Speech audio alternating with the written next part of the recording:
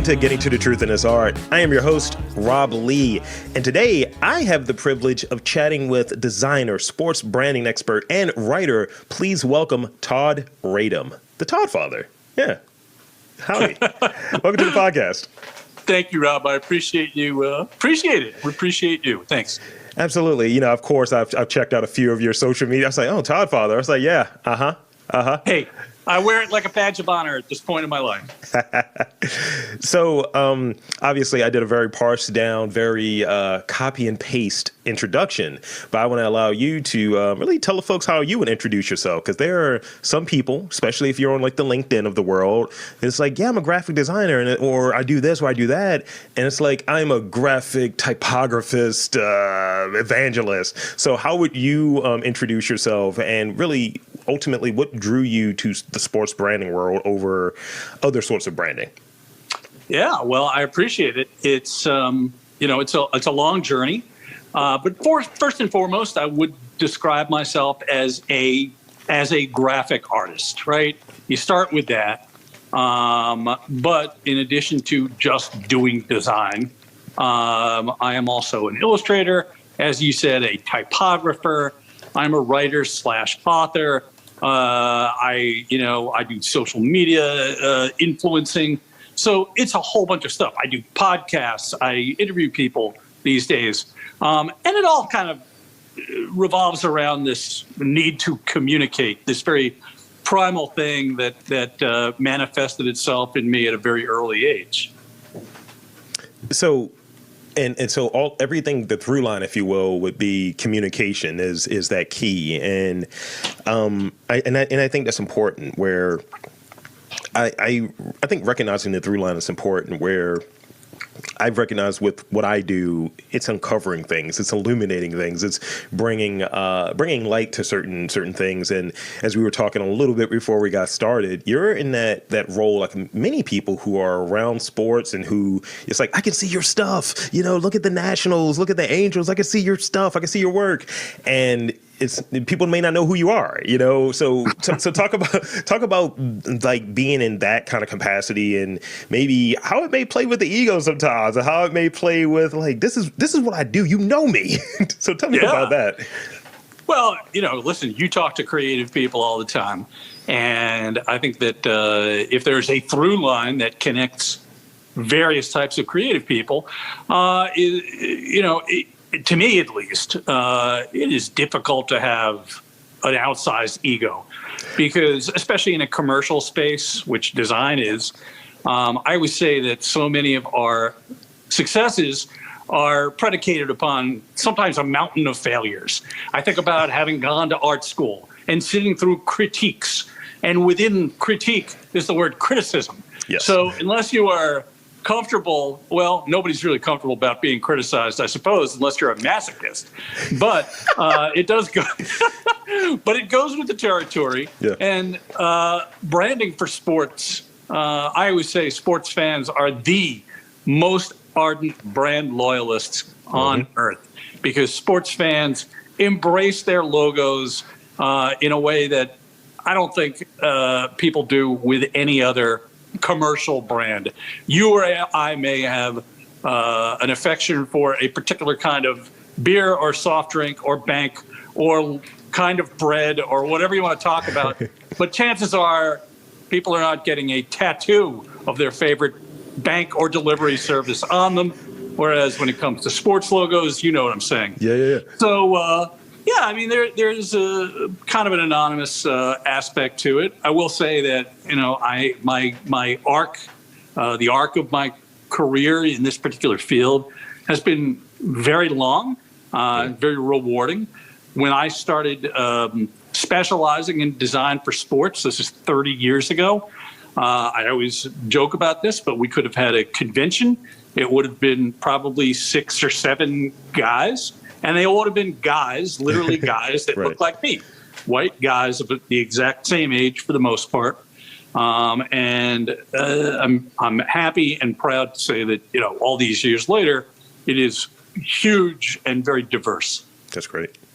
That's great to have that shift and see how, like, I throw out this all the time. I've been podcasting for 13 years, and it's like, oh, I'm one of the old guys that's been around. Like I'm 37, and but when you get to that point where you're seeing how much something is blown up, how much something has expanded, and you remember it from its more nascent stages, that infancy, you're like, oh, that's what it looks like now, and I'm still a part of it, and I'm still relevant, and I'm still doing things. It's a testament to that longevity until really embracing what you're into. So it brings me to one of my questions, which is definitely out of order. So do you embrace your strangeness? And with that, I mean those unique qualities that make you like really stand out within your field and within the work that you're doing. Because we all have our things. It's like, what's going to separate Todd from this person or that person? Yeah, no, it's a great question. And here too, you talk to creative people all the time. We're weirdos in a lot of ways. We're nonconformists. We fall off career tracks. We are not linear in many, many ways. And yeah, you've got your, real creative weirdos. I'll just say that I don't necessarily think I'm one of them. But hey, I went to art school in New York City in the 80s, and I saw things and met people that still influence me today, even if my work doesn't necessarily look. I have stories, Rob. I'll tell you that. So anyway, embracing that weirdness is, and just getting out of your comfort zone, I think it's a good thing, especially being somebody that's been around for as many years as I have. Listen, the world would be a very boring place if we all looked and acted the same way. And when I am helping to create stuff that is getting out there to a rather large swath of humanity, in every conceivable sense, one size does not necessarily fit all. So Absolutely. You got to tap into your weirdness, and again, that connects all creatives in my experience. I agree. So I read that you come from a family of artists.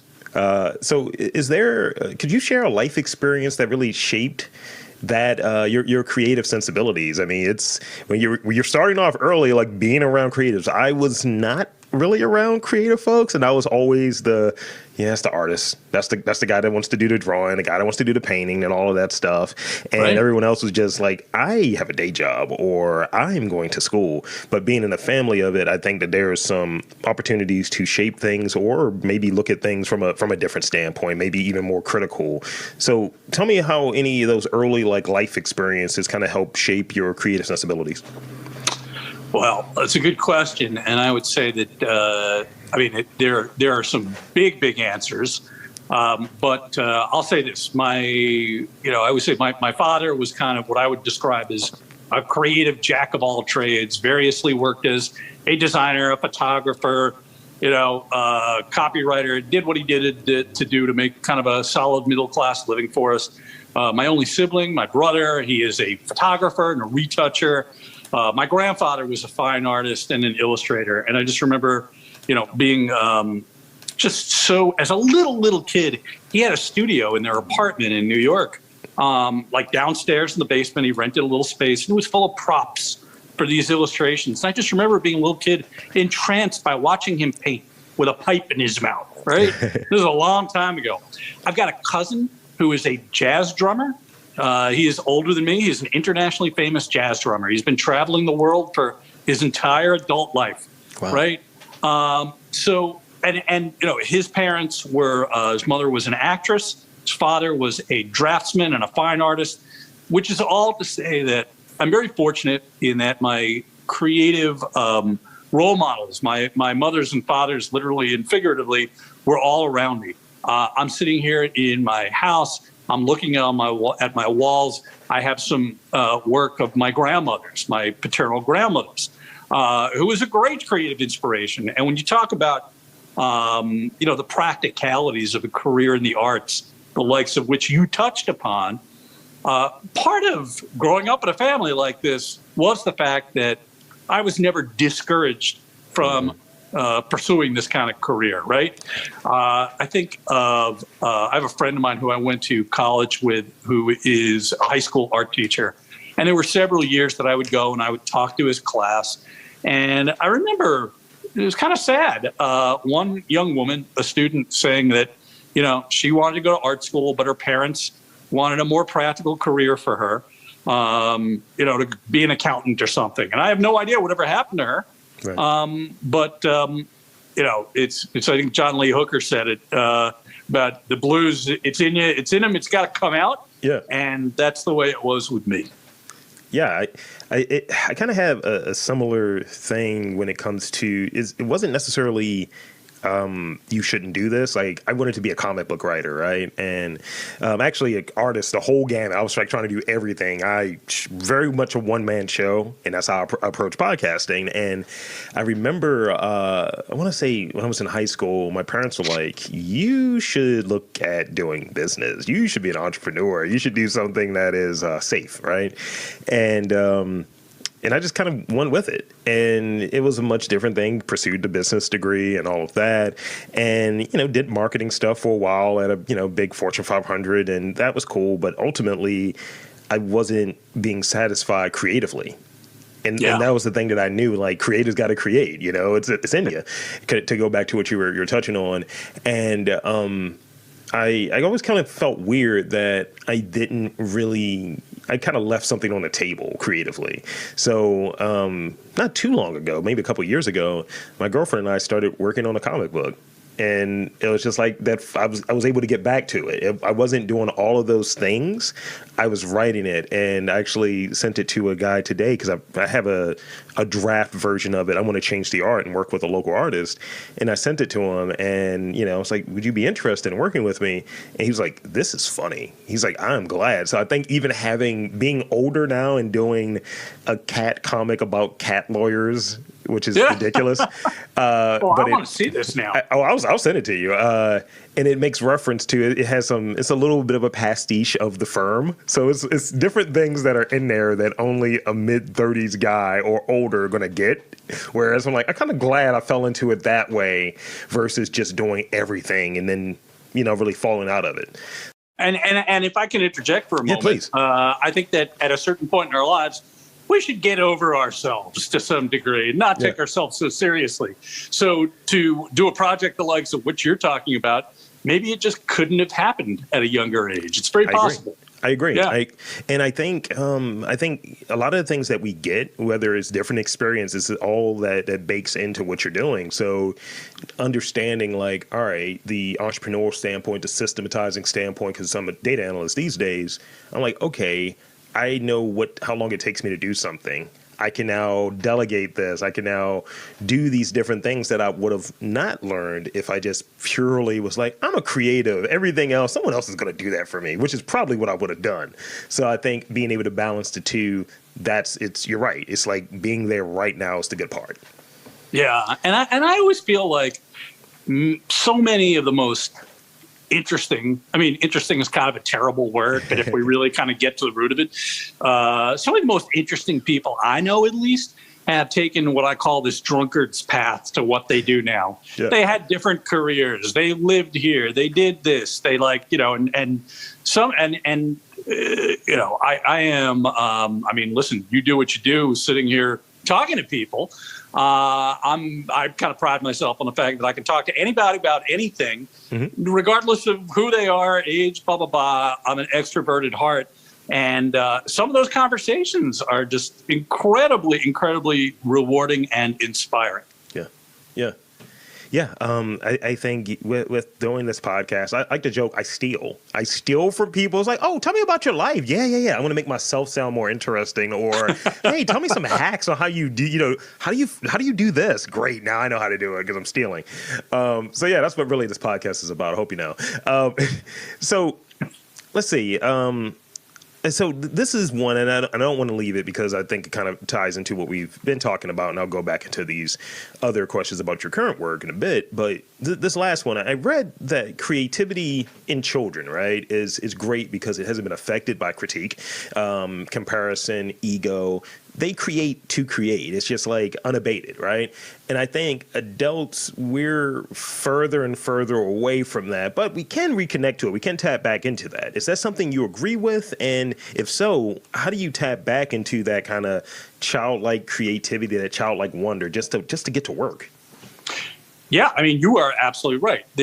I always say that there is this kind of primal thing in people who are interested in doing art. And what is that? Is the child who is sitting there on a floor drawing with crayons on a piece of paper, not distracted by anything in the world. And I was that kid. I was that teenager. I was, the kind of teenager who would close my door and put on some music and just draw. And it was in retrospect, just this very therapeutic, calming thing.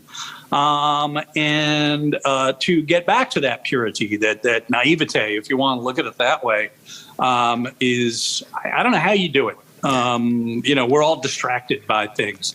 Professionally, it's kind of hard to do because, we have hacks. I mean, you talk about that. And experience that kind of takes us away from that. And the purity of this nascent experience, the likes of which we're talking about, part of that is because there's nothing that really came before that. You know what I mean? Yeah. To influence that necessarily. So kind of getting back to basics, being a communicator, if at the very, like this thing that, like we said, the just runs through the whole deal. Back to basics. Reduce the sauce. What do you have there? Yeah. And part of that is sometimes thinking like a kid and hopefully getting that pure, satisfying joy out of creating things. And goodness knows, when you are in design, the likes of, which I do, and you are on your fourth round of revisions and all of the creativity has been wrung dry out of this thing. It's kind of hard to do that, but it is instructive to remember what you just talked about. Totally. Absolutely. Especially going through and editing a podcast and saying, another edit. Sure. Oh, you don't like how you sound. Oh, well, that's your voice. So how many different logos have you worked on over the year? Ballpark, obviously. And what are some of the favorite ones that you've done, and a few that you kind of wished you worked on? Like I know that's a bit of a loaded one there, but yeah. Tell me about that. Well, in terms of numbers, I couldn't even estimate. It would be thousands, literally thousands, because even dating back to the time when I was a teenager, picking up work here and there, I always say like my first paid design job, it was probably $50 or who knows what it was, but it was, it was a long time ago. It was a long time ago. So the volume is just tremendous after all these years. Some of the favorites, well, there are kind of things that people probably have no idea about, little things that aren't necessarily visible. But the flip side of that is there are very visible projects that I've been associated with that elevate the work. Yeah. And a couple of good examples of that would be, I've designed a Super Bowl logo. I designed the logo for Super Bowl XXXVIII. It doesn't get any bigger than that. Right. Is it my favorite project? No, not necessarily. Visually, is it my favorite thing I've ever done? No, not necessarily. But I think it's important for me to remember that, your priorities change and your sensibilities change, especially over this long span of time. And what things don't always age particularly well. Mm-hmm. The projects that have aged well, that still make me smile, those are the ones that stay with me. Some of the more recent things that I've done, we're all going to be kind of drawn to the last thing that's out there. But there are still some things from 25, 30 years ago that bring a smile to my face, and that I say to myself, I probably wouldn't do too many different things with. Yeah. And then just lastly, to answer your question, what have I not done? Somebody else asked me this recently, and I kind of had to dig deep. I've been very lucky to have been involved with so many things that are really cool and, kind of spread out and varied in this world. I would love to design a Japanese baseball logo. Yes. And one of the reasons is, and it does allude to something that we talked about a couple of minutes ago, getting outside of our comfort zones and shaking off preconceived notions, perhaps, inhabiting a world, or really, getting into research for something like this, of something that I'm not familiar with, learning something new. It'd be really cool. Yeah, absolutely. Yamamura Giants, Hanshin Tigers. Come on, guys. Let's do this. Bring it on. It would be great. And I want an excuse to go to Japan too. So. Yeah. Come on, Seibu Lions. Let's make it a thing. So with that, let's talk about this from a fan perspective, from an observing perspective. What are the traits for you for a good logo? I mean, obviously you touched on, I think earlier, kind of that longevity, and it's a very inextricable connection that I think fans have with the logos of their teams. Like that Yankees logo has not changed for a very, very long time. So what do you look for in a logo?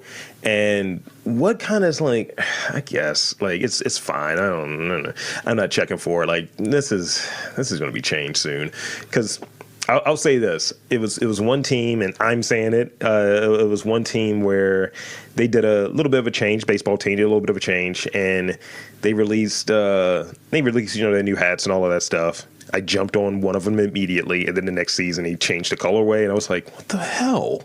Yeah. And I was like, I knew it wasn't going to stick, but I wanted the new thing. And, I was really into Miami Marlins for some reason.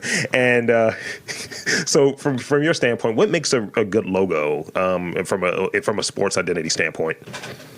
Well, that has changed over the last decade or so. Sure. Because if you had asked me this question before we all had our faces and our little devices, and before we were bombarded by the kind of branding imagery, the likes of which we are now, that wasn't that way 10 years ago. No. It wasn't that way 15 years ago. It certainly wasn't that way when I first started doing this 30 years ago. So to answer your question, I think that this is what I look for.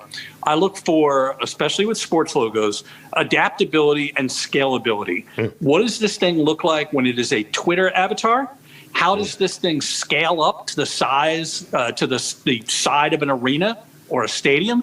What does it look like in high definition?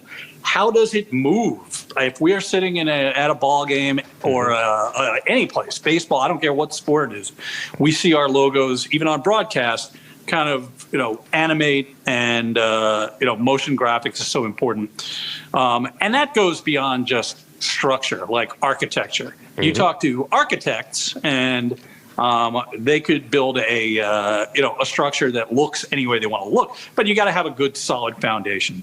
So any visual identity needs good bones, and I'm just geeking out over here, Rob. And then beyond that, these things need to extend out, because any sports identity goes well beyond one single logo, right? We have secondary logos, we have lettering, we have patterns and illustrations sometimes, and all these things need to mesh together. So, besides likes and dislikes, and besides being elevated by winning, which helps all, you talk about that Yankees logo, all of those things come into play for sure. Yeah, and the visibility component I think of, and so I watch professional wrestling, and they have this thing where when some of the bigger named athletes come out, bigger named wrestlers come out, they have like this almost augmented reality visual, like their logo. They even put their logos on the belts now. So I was like, that has to be part of it. And I was like, who's doing the work here? It's like, some of this is kind of mid. And you get that scale up thing that you were describing. Immediately, I thought of watching wrestling 2 days ago, and I was like, this is bad Photoshop, and they scaled it up. So it's like extending how bad it was. And every flaw gets accentuated when it is blown out, the likes of what you're talking about. And in HD, it's just like, come on, guys, we gotta do it. And sometimes you're like, okay, that's a great logo, that's gonna stay there. I hope they don't change it. But other instances, it's just like, not a lot of work was done. There was a deadline that needed to be. There was a deadline that needed to be hit. Yeah, and back in the going back, if we think about sports logos and what they looked like in the '90s, okay, a good example. You know, we had all these expansion teams, and all these logos were very, very complicated. They contained way too many colors in many instances, way too many outlines. And again, this is slightly before digital. The first iPhones come along in 2007, something like that, right? So, you know, the needs have changed. The simplest sports logos, and I'm thinking about the Detroit Tigers Old English D as a good example, right? It is just stark and pure and created in, you know, the 19th century for what was then a minor league team, but somehow feels right here in the 21st century. I think it has to do with that city as well. Just seems like the symbol of a city. And then there are logos, sports logos that are charming and of their time, certainly, but maybe not quite up to date. It might be, you know, right? You know what I'm saying? So again, these things don't always age well. Sometimes they do. Sometimes it is a wonderful accident, and sometimes it is literally by design. Yeah, I tend to look back in like the divisions. Like I'm an Orioles fan, right? And I'm like, all right, the Yankees have that kind of older logo. The Red Sox have that older logo. And both of those make me think of regality, makes me think of, oh, this is championship material. And then when you get to the other teams, it's just like it goes downhill. And then Orioles is great, but also that looked like the logo for like the Junior Orioles Club at one point. And I was like, you guys made this a little better, but also it's still a cartoon bird. It's like, come on, guys, can we? And I don't need like, you know, the Warhawk or have you. I don't need like, you know, just an Oriole bird shooting baseballs at people. But it's just like, come on, just bring it up a touch. You know, like the almost that realist bird, like during the Ripken's days. It's like, okay, that's kind of cool. And I was like, it doesn't have much personality, but it's literally an Oriole. So it's like, how do you merge the two? And don't get me started on the O hat. I don't like it. No, it's the apostrophe that travel. It's everything about it. We won't get started with that, Rob. But it's interesting. I always say that doing what I do, you know, every fan base is different. Every city is different. Baltimore, to me, is such a quirky, wonderful place. It's a city that produced, you know, John Waters, right? I mean, it thrives in its weirdness in a lot of ways. And New York is nothing like that. New York is, you know, the Yankees, the look of the Yankees reflects the look of Wall Street. It is buttoned up and timeless and kind of like, you know, just kind of like it's Brooks Brothers. Maybe without being the mass market Brooks Brothers at the airport, right? It's a bespoke, finely tailored suit. And then you get L.A., which, you know, I mean, so again, Kansas City is not L.A. Detroit is not Baltimore. New York is not Philadelphia. Understanding those differences and appreciating those differences, I think helps to, helps contribute to a more targeted series of graphics, perhaps. I dig it. I got one last real question, and then I got a couple rapid-fire ones, and then we'll be wrapping up. So, you know, author is one of those titles that you have, and you wrote Winning Ugly, A Visual History of the Most Bizarre Baseball Uniforms Ever Worn. Describe the process of writing that book, and what are some of the more interesting things you've learned during that process with relation to sports history, because obviously you're a historian, and branding. Like, so tell me a little bit more about that process and some of the things you learned from it. Well, this really is a loving homage to some of the most questionable uniforms in the history of baseball, some of the most vibrant looks. And I am a child of the 1970s, and I'm very lucky to have grown up at a time when the San Diego Padres wore yellow uniforms, when the Houston Astros ran on the field looking like rainbows for the first time, when the Braves were clad in these beautiful, vibrant blue tops. Hank Aaron, you know what I'm talking about. Yeah. I'm wearing a Blue Jays cap now of that era because the thing makes me so happy. A's and green, blah, blah, blah, blah, blah, blah, blah. Era of Technicolor. And some of them were dumpster fires, as I say. The Cleveland Indians, at the time, the Indians, before they were the Guardians, all in red, top to bottom. Your Baltimore Orioles in orange, looking like giant pumpkins, including the pants. So the genesis of Winning Ugly really, it's like this moment in time for me. It was 5 years ago I was sitting at JFK Airport about to board a flight to Rome. It was late at night. It's one of these overnight flights. And I'm checking my email for the last time before I get on that plane. I'm in like this lounge at JFK. And I get an email from an editor at the New York Times asking me if I would like to write an op-ed piece for the New York Times about uniforms. And it wound up being an essay about these ugly uniforms that I grew up with and how dear I hold them to my heart. Became a book. It became a book, published in hardcover in 2018, paperback in 2020. And it is, it goes beyond the ugliness, but it's kind of a history of the baseball uniform as well, the good, the bad, and the ugly. But what a great, really great creative challenge. And I always say that, again, I went to art school. I know how to design a logo. It's like probably the equivalent of a pilot getting in a cockpit of a plane and being able to navigate this thing from New York to Rome, for instance. For me, writing a book was, I didn't necessarily know where to start, where to finish. I knew there was a big middle, but got it right. That's great. It's great to hear about that. And I'm gonna have to check it out. It's on the list. It's on the list. I'll put it that way. I want to name that place because screw that place. You know where I'm going at. So I want to hit you with a couple rapid fire questions real quick. And so the first one I have for you: favorite ballpark food. Wow. Favorite ballpark food. You can get so many great foods at ballparks now, but there probably is nothing better than, we talked about a primal experience with drawing with crayons, than just a hot dog and a beer at a game on a hot day. It just goes down good. It's not something I would have every day of my life, especially the older I get, but come on now. Yeah. I mean, there are some regional things here.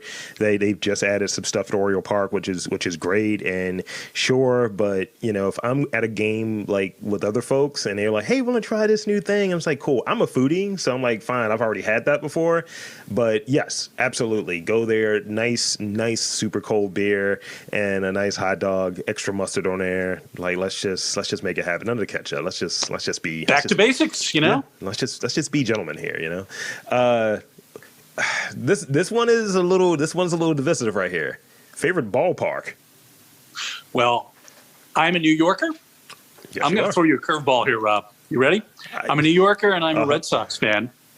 I wrote that. And my first game at Fenway Park took place in 1978, and there's no better, more primal baseball experience than Fenway Park. And it's better now than it ever was before because it has been improved upon without losing the character. I could go to the men's room and not disappear for 2.5 innings because the bathrooms are so tiny.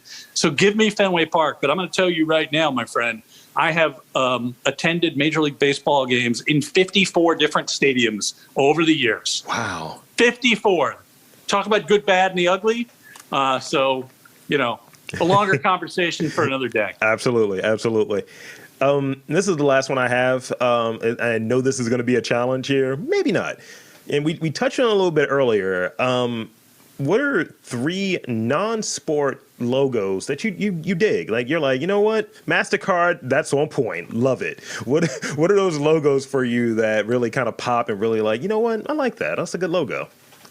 Yeah, that is a great question. That is a great question. Well, the first, again, I grew up when I grew up, so I'm going to be influenced by this era where corporate logos, logos for banks and services and things were kind of back to basics. Very good, strong logos. Yeah. I was at a post office a couple of weeks ago near where I live.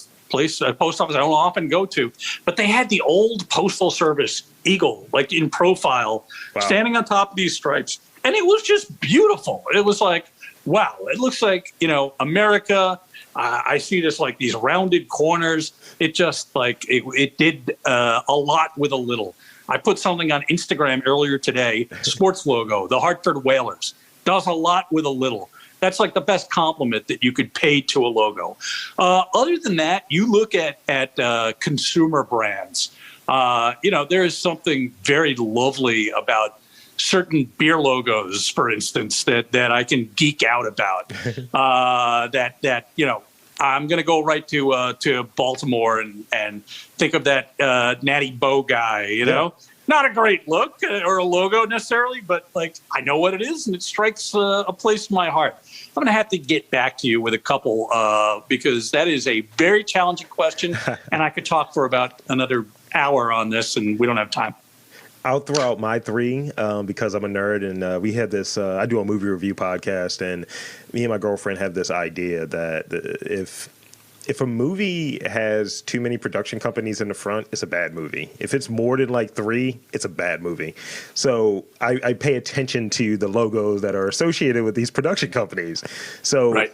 For me, the three are in because they have to be non-sports, right? Because I still have the Japanese baseball logos up because of what you said earlier, and I'm like, these are fire. Now I need to close that tab. Yeah, and they're just so cool, right? Yeah. New World Pictures. Their logo fire. It's black and red and white. I'm expecting a certain movie to pop out. Orion Pictures. I'm a RoboCop guy. 1987. And New Line Cinema. Like Ninja Turtles, a bunch of horror movies. And recently, I'll throw out this one as a little caveat. A24 is my other one. It's always movies. I'm expecting a certain brand of content to be associated with that logo. So that's that early signal. If I'm seeing that on there, it's a stamp. It's going to be well done. It's going to be something unique and something that's made specifically for me. I'm going to enjoy it. Look at that. I mean, it's so interesting. You're talking about this like in a totally different world. I do all this work with Ice Cube, right? Yeah. And I was tasked a couple of years ago for a project with looking at hip hop logos, like, just old school, and there's enough of a history of it. Yeah. And you see how this evolved.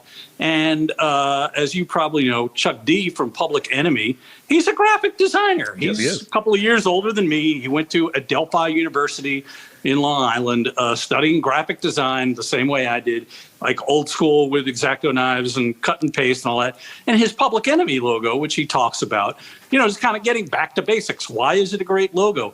You know exactly what it is. And when you put a body of work, the likes of which he has accrued on top of that, it all like elevates in unison. So kind of, it's interesting how certain genres, certain, consumer products, you talk about film, they, sometimes there are these tropes, and sometimes the tropes work well. And again, it's like high-low market kind of thing too. There are like, you go to, nobody goes to the mall anymore. But back in the old days, if we went to the mall and you were to look at, what's around you, well, here's Tiffany, which looks a certain way. And down at the other end of the scale, I saw there are, I think, 3 Kmarts still in existence. That looks a total different way. Yeah. So expectations play into it too. Absolutely. So I think that's it. I think we have it. So I want to, one, thank you for being on this podcast. And two, I want to invite you to tell the fine folks where they can check out your work, your social media website. Please share. Thank you. First, thank you so much. An elevated conversation. Talk about elevated. Appreciate it very much. Great to meet you. My work is at toddradom.com, TODDRADOM. At Todd Radom is also my Twitter handle. It is also my Instagram handle. And that's where I'm at. So we all live in a very interconnected world. And when it works, it works. And being a creative person is great with this because you could just, stream of consciousness comes into play. And it was a great conversation, Rob. Thank you. Absolutely. Thank you. So, I'm going to wrap up there. So for the great Todd Radom, I am Rob Lee saying that there's art in and around your city. You just got to look for it.